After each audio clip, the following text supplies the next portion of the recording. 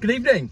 New car, new tooth. Right, I want to talk about electric car sales. We keep being told, oh, there's an update on the fleet coming at the end of the video. I've got some Volvos that I've put on Facebook Marketplace. I've got a Saab, I've got a Hillman Minx, all of them. We're having a bit of a shift around of the fleet, but I'll talk about that at the end. And then later this week, you might see this car on a video. There's a heat wave coming. Stay at home, save lives, buy a convertible. So that's what I did. Ron went and fetched this for me yesterday. And actually, it's been pretty good so far. Might even use it for an EV versus diesel challenge. Speaking of EVs, we keep being told that EVs are selling really well. Like, everybody wants them. Everybody wants to buy EVs. They're selling new, they're selling used. There's registrations are up, used EV sales are up. And if that was true, then there'd be more people needing to install electric charging points at the house. Because if I go buy a used EV, I don't have an EV charging point, so I need to install one. So the companies that provide the charging points should also be doing very well, if indeed the EV market and the second-hand EV market is doing very well. The two go together hand in hand.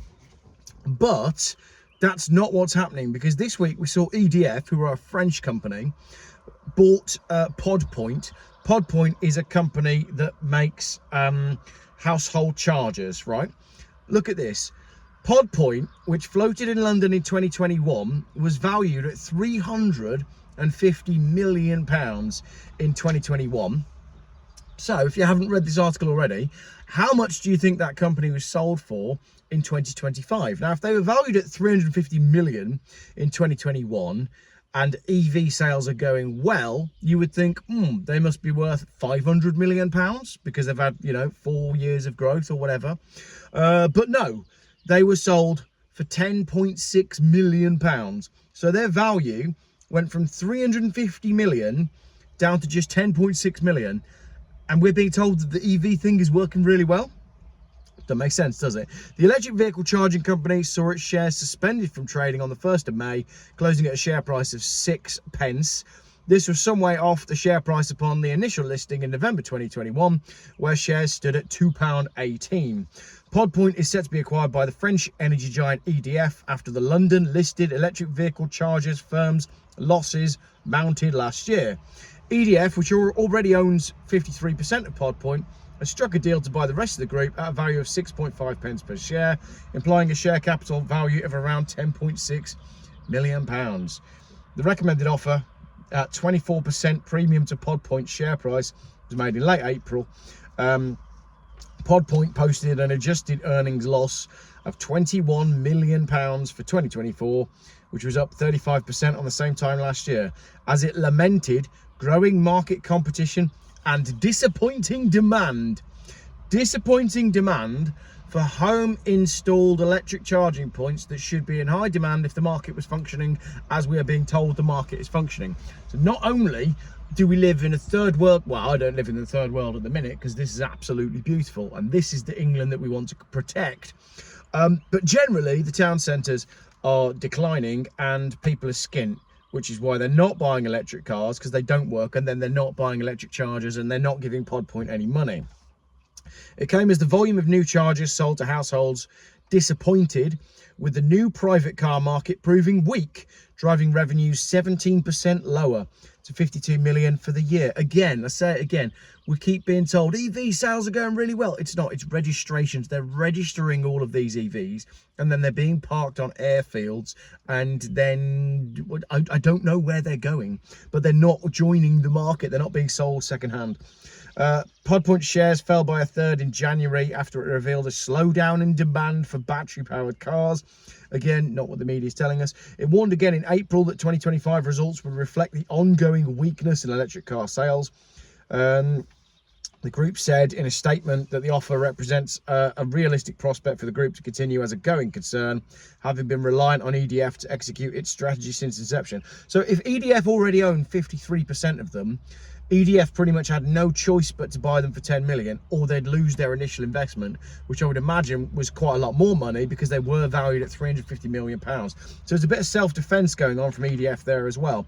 It's not like they've bought them going, oh yeah, we can turn this into a massively successful company. They're just trying to cover their own backs.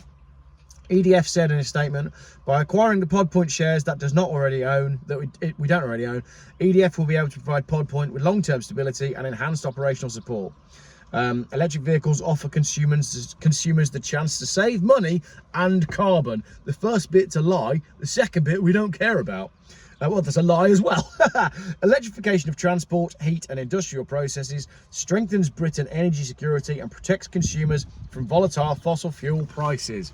That's the end of the article, but I should also point out that electrification of transport, heat and industrial processes also means we're constantly reliant upon the government keeping the electricity tap turned on, and they'll connect that to digital ID at some point. There'll come a point where you won't be able to charge a car or heat your house because you said something naughty on social media.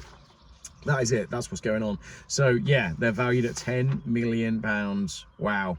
This electric car thing, it's not really working, is it? I'll tell you what does work though, diesel Volvos. I've got 2 diesel Volvos that I've just put on Facebook Marketplace. I've got a black 850 TDI automatic estate, and I've got a blue automatic estate. The black one has been painted matte black, and I'm debating doing something funky with it, but I haven't decided yet. The blue one's really nice. It just wants the bumpers cleaning up a little bit. I've put them up for 1,700 quid, I think, or offers. There you go. Like, how much is an EV? That's a £1,700 car that will do 50 miles to the gallon. And the blue one's real comfy as well. It's got leather and a sunroof and everything. These were 2 contenders that I was possibly going to use for my Macmaster challenge. But now that I've got this car, I'm going to keep an eye on the weather, because if the weather's really, really good, I don't want to use my black Volvo because it hasn't even got a sunroof. The blue one's got a sunroof, but I'm thinking it could be fun to beat the Macmaster in a 1.6 petrol Mini Cooper, but also do the whole journey, John O'Groats to Land's End, with the roof off. So that could be interesting as well. So now that I've got this one, I'm thinking, do I really need all of the other Volvos? Especially now my red one's back on the road, which means the brown one that I've restored on the channel, I've put an R interior as well. I've also put that on Facebook Marketplace. It's sort of a pre-summer flash sale. Those of you looking for motorhome updates, there might be a motorhome update tomorrow. I filmed one, but it's mostly just me and Phil messing about and chatting, and there's some quite deep chat in there as well. And I don't know if people got bored of those sort of videos.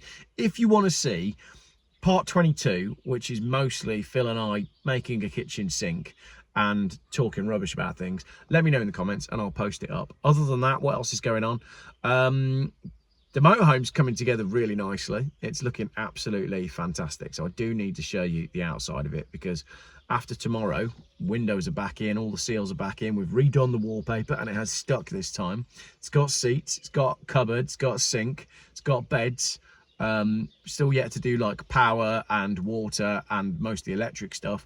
Doesn't have rear lights at the minute as well. Rear lights need to go on, but it is looking absolutely sweet. So if you want to see a video on my Mini Cooper convertible, let me know. Let me know what you think about the electric car market, and let me know what's going on in your world. And yeah, £200 worth of dental work later, we're back making videos. Thanks for watching.